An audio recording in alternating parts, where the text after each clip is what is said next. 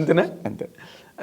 ఇప్పుడు నార్మల్గా ఎవరికైనా ఒక యంగ్ డైరెక్టరు మీలాంటి వాళ్ళు అంత మేజర్ మెగాస్టార్తో సినిమా చేసేటప్పుడు 100% అసలు ఇతను ఎలా చేస్తాడు ఈ ప్రాజెక్టు, అతనితో ఆయన మీద హై ఎక్స్పెక్టేషన్స్ ఉంటాయి. పైగా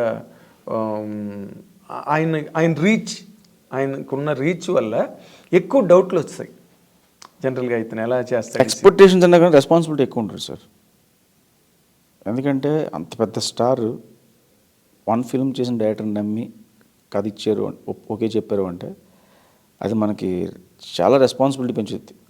అవును. At the same time pressure కూడా ఉంటుంది. ఎందుకంటే ఈయన నమ్మినప్పుడు ఈయన ఎలా చూపించాలి, సో ఏ వేలో వెళ్ళాలి, ఇలాంటి రకరకాల డౌట్స్ ఉంటాయి. సో అవన్నీ క్లియర్ చేసుకుంటూ వెళ్ళడానికి నాకు చిరంజీవి గారు బాగా సపోర్ట్ చేశారు. Okay okay. ఆయన నాకు ఫ్రీడమ్ ఇచ్చారు యాక్చువల్లీ. నేను అనుకున్నది ఏదైనా సరే ధైర్యంగా చెప్పగలను ఆయనకి, ఆయన ఇచ్చిన ఫ్రీడమ్ వల్ల. సార్ నేను అనుకుంటున్నాను ఇలా వెళ్దామా అని చెప్పి ఆయన నచ్చితే ఇమీడియట్గా గో హెడ్ అంటారు, లేదంటే ఆలోచించి ఒకసారి అంటారు, అంతే. అంతేనా?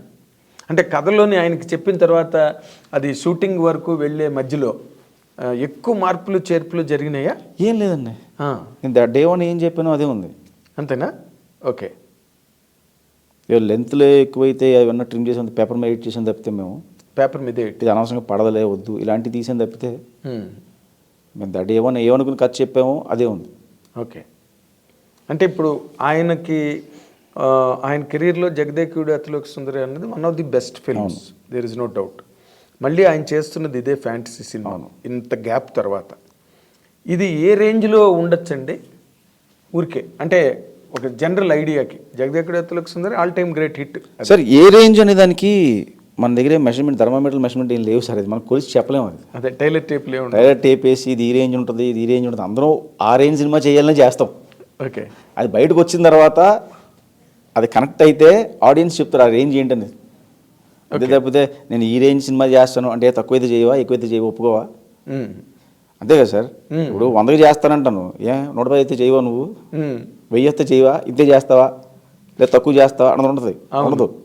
మనం నమ్మి తీసిన ప్రోడక్ట్ బయటికి వెళ్ళిన తర్వాత ఆడియన్స్ ఇచ్చేదే రేంజ్. Of course. సో డెఫినెట్గా ఒక రేంజ్ సినిమా నమ్మే స్టార్ట్ చేస్తాం, కరెక్ట్, నమ్మే తీస్తాం, కరెక్ట్. బయటికి వెళ్ళిన తర్వాత చెప్పాలి ఆడియన్స్ అది.